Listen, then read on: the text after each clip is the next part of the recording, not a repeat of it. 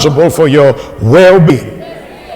Now, in the text I read in your hearing, Jesus saw a great crowd of people climbing the hill looking for him. And turning to Philip, he asked, Philip, where can we buy bread to feed all of these people? He was testing Philip, for he already knew what he was going to do. Philip said in Matthew, 200 pennies worth is not enough. He said right here in the text, in the New Living Translation, it would take a small fortune to feed them. There is nothing that catches the Lord by surprise. The Bible says he knows the end from the beginning. It only gives him an opportunity to show his ability. Verse 8. Then Andrew, Simon Peter's brother, spoke up. There's a young boy here. In King James, there's a lad here. In the New Living Translation, there's a young boy here with 5 barley loaves and 2 fish. But what are they in the King James among so many? And in the New Living Translation, what are they among this huge crowd? What good is it? We know this. And I want you to really understand this when I say this to you this morning. This is not putting anybody down, because many of us, when we preach this text, we said that this was a little boy's lunch. This was not a little boy's lunch, as has been portrayed, because you will notice especially in Matthew and in this text that I read to you, it says that they came to him late in the day. And if you're a little boy, like when I was a little boy, when you got hungry, you'd have slammed into that little fish sandwich, if they call it that. I think that the little boy had a little old concession thing. I think that he was a little entrepreneur, and he saw all of those people, and I think he knew what to do with that fish. I knew he knew how to make a little living.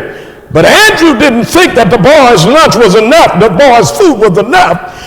And he said, what are they among so many? Excuse me. There are a lot of people like that. They're like that right now. They've got a need, and they've got just a little bit. They can't hardly have it. They don't have enough to pay their mortgage. Maybe not enough to pay the full rent. Maybe not enough to pay their car enough. Almost. But let me read something to you. This will bless your soul. Matthew chapter 17, beginning with the 24th verse. On their arrival in Capernaum, the tax collectors for the temple tax came to Peter and asked him, doesn't your teacher pay the temple tax? Of course he does, Peter replied. Then he went into the house to talk to Jesus about it, but before he had a chance to speak, Jesus asked him, what do you think, Peter?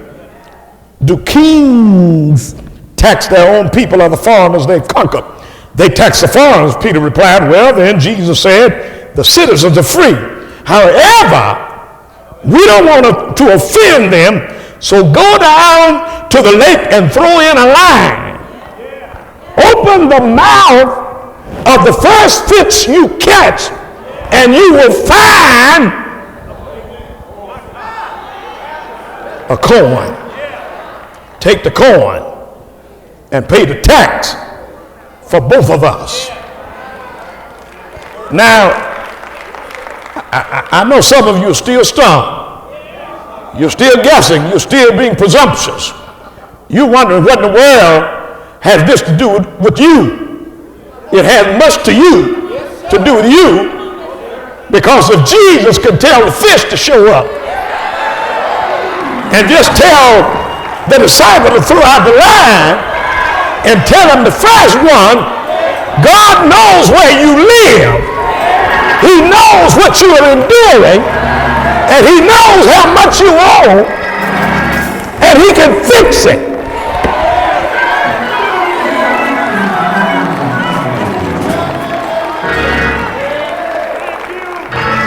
Now I'm going to say something real crazy.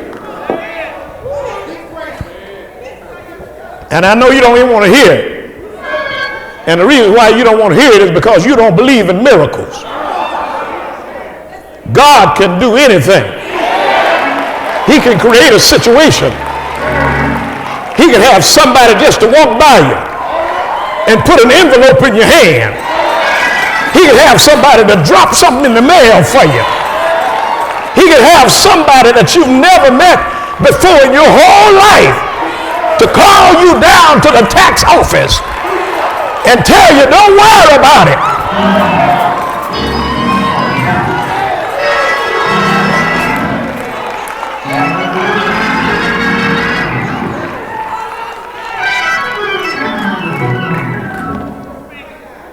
See, remember, Peter didn't ask Jesus when he told him to go down and throw out his line, and when he caught the fish to open his mouth.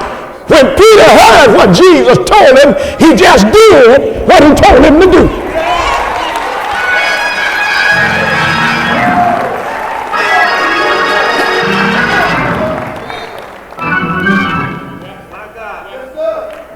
And the Lord has been talking to some of you for a long time.